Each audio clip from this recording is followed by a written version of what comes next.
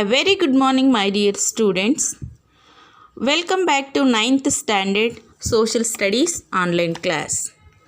Second chapter, The Natural Realms of the Earth. Second chapter, The Natural Realms of the Earth. Once again revise this lesson, The Natural Realms of the Earth. So there are 4 natural realms of the Earth. These realms are very important. What are they? They are lithosphere, first one. Second one, hydrosphere. Third one, atmosphere. And fourth one, biosphere. Lithosphere, hydrosphere, atmosphere and biosphere. We have 4 spheres. Next, in this session, we deeply go lithosphere. In this session, we deeply go lithosphere in this chapter. Okay, children. Third lesson about hydrosphere, and fourth lesson about atmosphere, and fifth lesson about biosphere. Separately, we are learning about each and every spheres.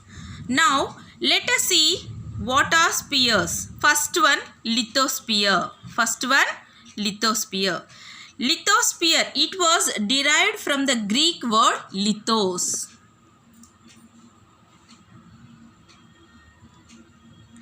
It was derived from the Greek word lithos. What is the meaning of lithos? Lithos means stone. Lithos means stone. So we are living on the earth. Lithosphere is the solid crust or the hard top of the earth. You have already studied how it is formed. In the previous class, we have discussed about how it is formed. Lithosphere is made up of rocks and minerals and covered with thick layers of soil. It has high mountains and plateaus and plains and valleys and deep basins. So, lithosphere is made up of rocks and minerals and covered with thick layers of soil. Mountains, plateaus, plains, valleys and deep basins which are filled with water. Deep basins are filled with water. Deep basins are oceans, lakes, tanks, etc. Understand, children? So, lithosphere. Sphere derived from the word speria. Sphere derived from the word speria. Speria means like a ball. Speria means like a ball. So, lithosphere consists of mountains, plateaus, plains, valleys and deep basins. Next topic, landforms. Next topic, landforms. So, what are landforms and how are landforms formed? So, as you saw in the last chapter, the crust of the earth is uneven. The valleys, the very low basins are now filled with oceans, and then they are called continents and oceans. So, these are known as first order landforms. So, landforms first order landforms. First order landforms. So, what are the first order landforms? First order landforms are oceans and continents. Oceans and continents. So, first order landforms are oceans and continents. So, then why these only called first order landforms because first they are formed. After formation of the earth, these are formed. So next, oceans 71% area was covered with water. 71% area covered with water, and so lowlands are filled with water. These are called oceans, and upper part was called continents. So upper part was called continents. So we are living on the continent. So these are called first order landforms. First order landforms means oceans and continents. Next, second order landforms. Next, second order landforms. So second order landforms are mountains, plains, and plateaus. Second order landforms are mountains, plains, and plateaus considered as second order landforms. So these are formed due to the internal process of the earth. So internal process of the earth. Internal force of the earth. Internal means inside. Internal means inside.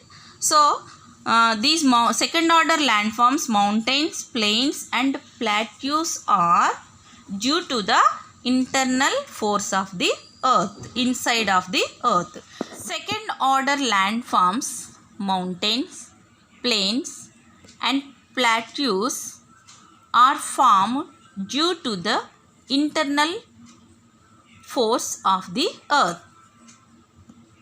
So the changes which was happened inside of the earth, so mountains, plains, and plateaus are formed due to the internal force of the earth. Next, third order landforms. Next, third order landforms.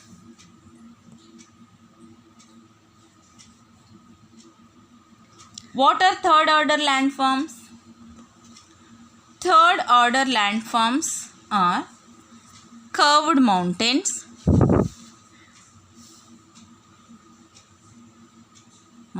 curved mountains, valleys, deltas, etc. So these are called third order landforms. How it is formed? These are formed due to the exogenic forces. Exogenic forces means, exogenic means external force. So third order landforms are formed due to the external force of the earth.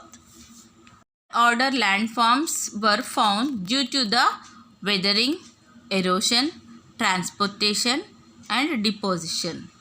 So third order landforms are formed due to the four aspects. First one weathering, second one erosion, third one transportation, and fourth one deposition. First one, weathering. What is weathering? Weathering is breaking of rocks into small pieces. Breaking of rocks into small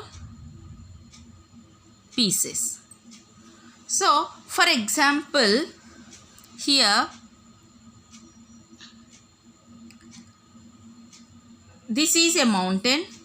Here some rocks are here. So these rocks sometimes breaks into small pieces. Yes children, you have one doubt. Why teacher these rocks breaks into small pieces? Because during the day these rocks get heated and at night they get very cold. So the rocks when exposed to heat and contract when cool down. This happen every day and day and nights and throughout year after year in summer season and winter season. As surface rock contract and expand and contracts again. So it gradually becomes brittle and begin into breakdowns. For example, this is a rock. Day and night it has a lot of variations, certain cracks. So when the rain falls, the water goes into the rocks. So slowly these cracks become bigger due to the chemical activity. So these rocks turn into small pieces. These pieces travel one place to another place. So this is called weathering. Erosion. Erosion. Whenever rain falls, to water flows, and this water and wind have great power, so that they slowly wear away or cut away the stones and rocks which comes in their way. For example, flowing groundwater, steady winds, storms, when they comes with heavy rains, they create disturbances around us and wear out rocks and other particles on the soil. So this process is called erosion. Next, transportation.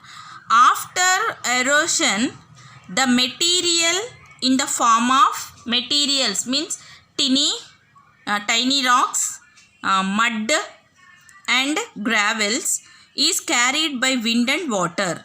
This process carrying the eroded material. Eroded materials means the tiny rocks, mud and gravels. These eroded materials by the agents like wind and water is called transportation. Transportation means after erosion, the material in the form of tiny rocks, mud, gravel is carried by wind and water. This process carrying the eroded material by the agents like wind and water. This is called transportation. Transport one place to another place. Next, deposition. When rivers and winds slowly down, they do not have any force. For example, rivers and winds slowly down, they do not have any force to carry the material and any more, and they dump it there. They dump these materials. So these dumped pieces of materials slowly form the plains and river basins. This is called as deposition. Weathering, erosion, transportation, deposition. This process is known as denudation.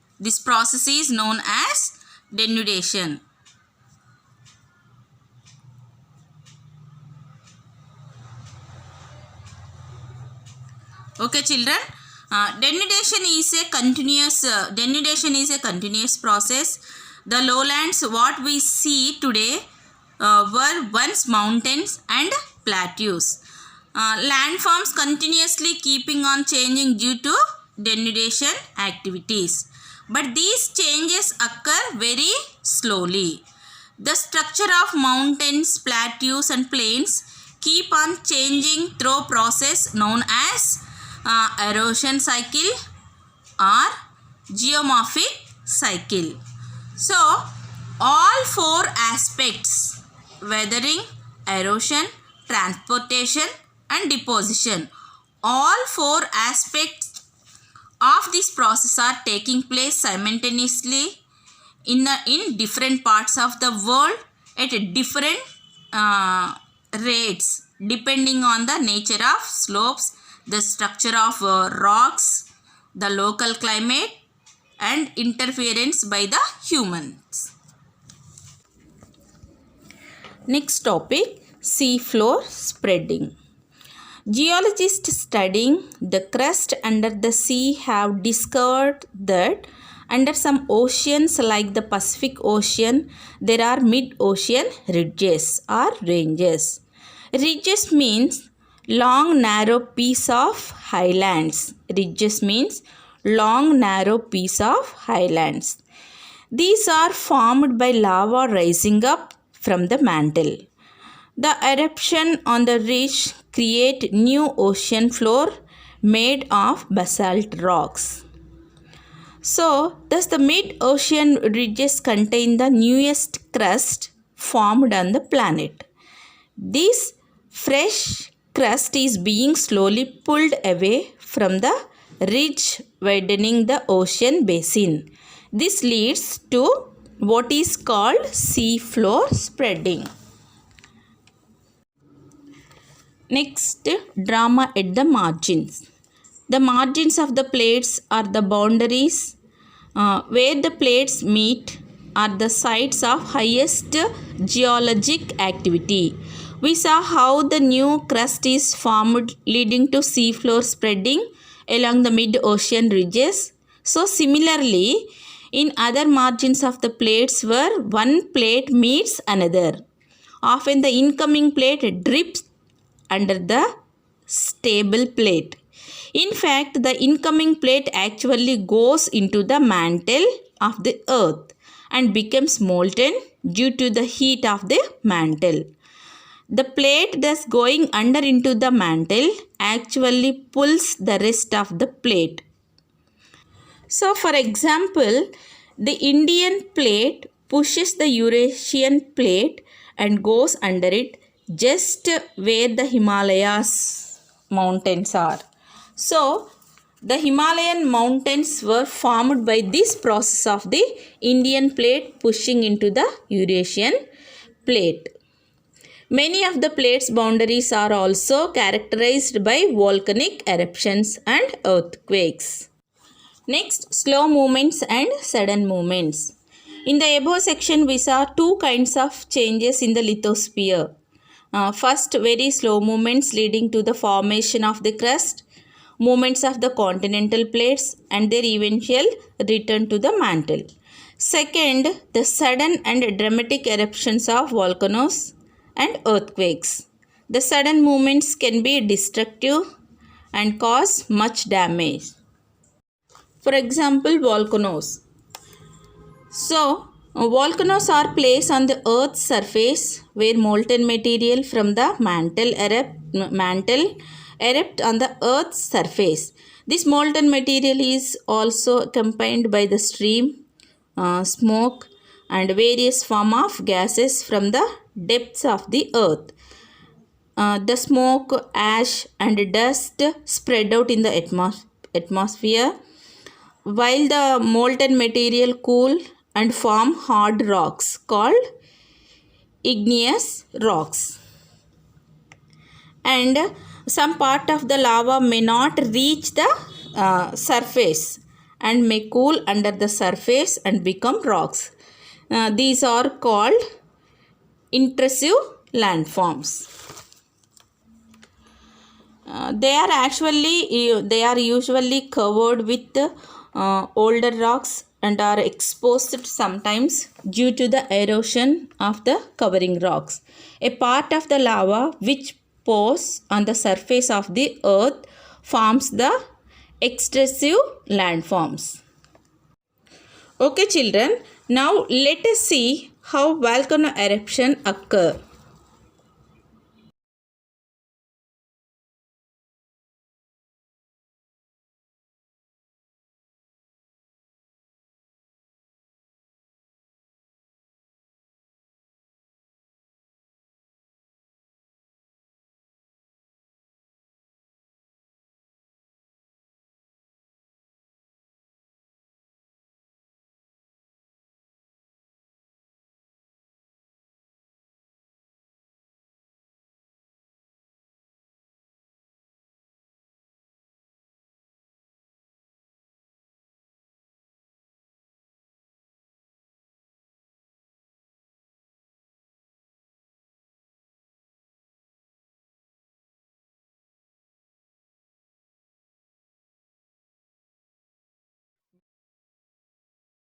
Okay children, hope you all understood the topic. Thank you.